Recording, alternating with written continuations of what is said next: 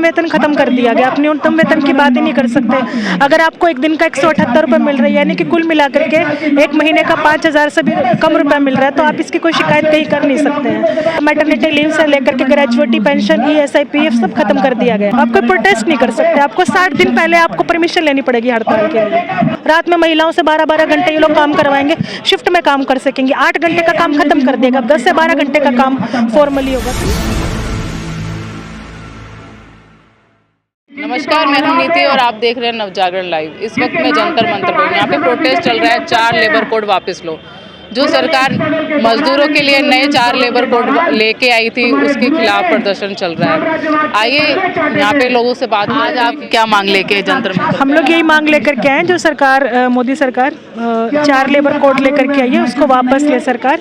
इसी चीज़ की हम लोग मांग लेकर के आए। क्या है ये 4 लेबर कोड? 4 लेबर कोड में यही है कि हमें समझना चाहिए पहले तो, अभी न्यूनतम वेतन खत्म कर दिया गया। आप न्यूनतम वेतन की बात ही नहीं कर सकते। अगर आपको एक दिन का 178 रुपये मिल रही है, यानी कि कुल मिलाकर के एक महीने का 5,000 से भी कम रुपया मिल रहा है, तो आप इसकी कोई शिकायत कहीं कर नहीं सकते हैं। दूसरी चीज़, अब आपको मैटरनिटी लीव से लेकर के ग्रेजुएटी पेंशन, ESI, PF सब खत्म कर दिया गया है। इस चीज़ के लिए आप किसी मालिक को नहीं बोल सकते। इसके लिए आपको स्टेट गवर्नमेंट और सेंट्रल गवर्नमेंट के नोटिफिकेशन का वेट करना पड़ेगा। तीसरी चीज़, जैसे जो सरकार लेकर के आई है कि पहले क्या था, जहाँ पे आपको किसी फैक्ट्री में मजदूर काम करता था, जो केमिकल्स है, जो विषैली चीज़ें हैं, वहाँ पे एक क्राइटेरिया होता था, वो भी खत्म कर दिया सरकार ने। और लेबर कोड में कहीं पर जिक्र नहीं किया। उसको खत्म करके इन्होंने क्या किया है कि वो जो क्राइटेरिया होगा, कितनी खतरनाक जगह पे कितने खतरनाक केमिकलों में मजदूर काम कर सकता है, अब वो डायरेक्ट स्टेट गवर्नमेंट के ऊपर छोड़ दिया गया कि उनको पावर दे दी गई है। श्रम विभाग को खत्म कर दिया गया है, उसकी जगह एक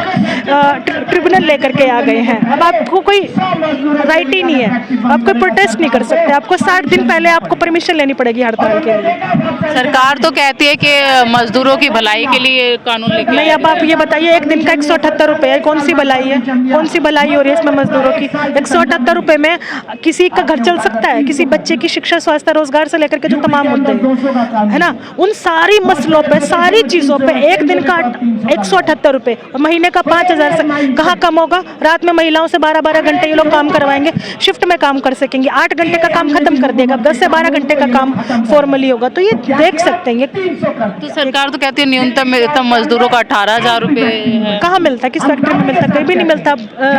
पूरे दिल्ली में आप जितने भी औद्योगिक क्षेत्र हैं, 26 औद्योगिक क्षेत्र, आप उनमें करवा लीजिए सर्वे, कहीं पे भी नहीं मिलता है। कहीं पे भी ये लागू नहीं होता। लेकिन फिर भी जो 44 श्रम कानून हमारे पहले थे, उसमें भी कम से कम ये अधिकार था। मजदूर लड़ सकते थे, शिकायत कर सकते थे। जो अभी आपका पैसा मार लिया गया है, आपके खिलाफ कोई दिक्कत परेशानी, अब जाकर के श्रम विभाग का रुख कर सकते थे। लेकिन अब वो भी खत्म कर दिया गया सारा का सारा। अब एक रजिस्ट्रार होगा, ट्रिब्यूनल होगा, उसके पास सारी शक्तियां दे दी गई हैं, अब वो तय करेगा। तो ये क्या चीज़ है? मोदी जी तो कहते हैं कि हम गरीबों की सरकार, गरीबों के लिए ये फ्री। अब देखिए क्या गरीबों के लिए क्या कर रहे, क्या करिए गरीबों के लिए। ये लोग तो बोलते हुए थे 15-15 लाख रुपए खाते में आएंगे। दिल्ली में वायदे कर रहे थे कि 2,500 खाते में आ जाएंगे, सिलेंडर मुफ्त कर दिया जाएगा। ठीक है, क्या हुआ? उल्टा ये तो और कमर तोड़ने के काम किया मजदूरों की। एक देखिए आप, एयर पोल्यूशन का कितना बढ़ गया। मजदूर 4 लेबर कोड लेकर के आ गई है सरकार। मतलब वही बात है कि अगर आप चारों तरफ देखें, महंगाई कितनी बढ़ गई है। आज आप किसी चीज़ पे, किसी मुद्दे पे बात कर लीजिए, शिक्षा पे बात कर लीजिए। शिक्षा, आप 178 रुपये कमा रहे हो, तो आप अपने बच्चे को किसी ढंग के स्कूल में पढ़ा पाएंगे? नहीं पढ़ा पाएंगे। आप 178 रुपये कमा रहे हैं एक दिन के, तो क्या आप बीमार पड़ने में अच्छे ढंग के अस्पताल में करवा पाएंगे? नहीं करवा पाएंगे। और साइड में पूरे जितने भी छोटे क्लिनिक थे, वो सब बंद कर दिए गए। तो कुल मिलाकर के देखें, ये मजदूरों को लूटने का ही काम है ना। मजदूरों की जिंदगी ऑलरेडी पहले नरक थी, फिर भी वो शिकायत कर सकते थे, वो जा सकते थे। लेकिन इन 4 लेबर कोड आने के बाद तो मजदूरों की और कमर तोड़ दी, उनके हालात और नरक कर दिए। आप लगातार जंतर मंतर पे मांग लेके ये आ रहे हैं, तो क्या लग रहा है आज भी आप मांग लेके आए, सुने कुछ सरकार सुनेगी या फिर निराश होकर आपको वापस? बिल्कुल मजदूर इकट्ठा होंगे, संघर्ष करेंगे। और बिल्कुल ये तो है, एकता के दम पे, लोगों के संघर्ष के दम पे तमाम चीजें वापस हुई है। तो बिल्कुल आज भी होंगी, बिल्कुल हम लोग ये मानते हैं। आने वाला हर रोड़ा, हर प्रदर्शन अब हम रोकने का प्रबंध कर चुके हैं। जे ऐसा नए श्रम कानूनों में साफ साफ बोल दिया गया है। अब इस आबादी को अगर आप सड़कों पर नहीं अगर आती है, तो कब आएगी?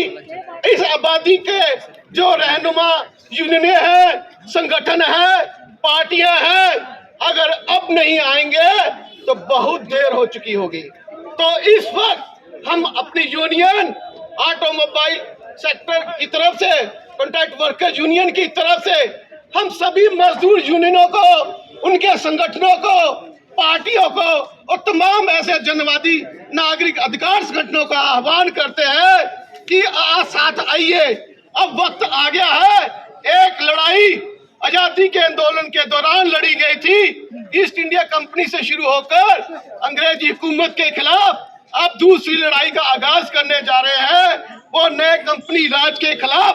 अब हमें अपनी आवाज बुलंद करनी होगी, तभी हम लोग जिंदा रह पाएंगे, तभी हम लोग सर उठाकर काम कर पाएंगे, नहीं तो बैल बकरियों की तरह हमें रगड़ दिया जाएगा। तो मैं अपनी बात लंबी न खींचते हुए, बहुत से वक्ता है अलग अलग यूनियनों की तरफ से, वो सब बातों को रखेंगे कि इस वक्त हमारे साथ एक ही नारा है कि हम अपने सेक्टर में, अपने इलाके में जितने संगठन और यूनियन फेडरेशन है, इन सब का आह्वान करें और पूरी मोदी सरकार के फांसीवादी फैसले के खिलाफ अब उठ खड़े होने के लिए डेट डिक्लेयर करें, अनिश्चितकालीन हड़ताल के सिवा अब हमारे पास कोई रास्ता नहीं है। अब इसकी तैयारी का यह पहला कदम है, आगे बात कहाँ जाएगी ये तो आने वाला वक्त ही बताएगा। इनकलाब जिंदाबाद, जिंदाबाद, जिंदाबाद, मेचकशों की एकता जिंदाबाद, जिंदाबाद, जिंदाबाद की टक्कर में हमारा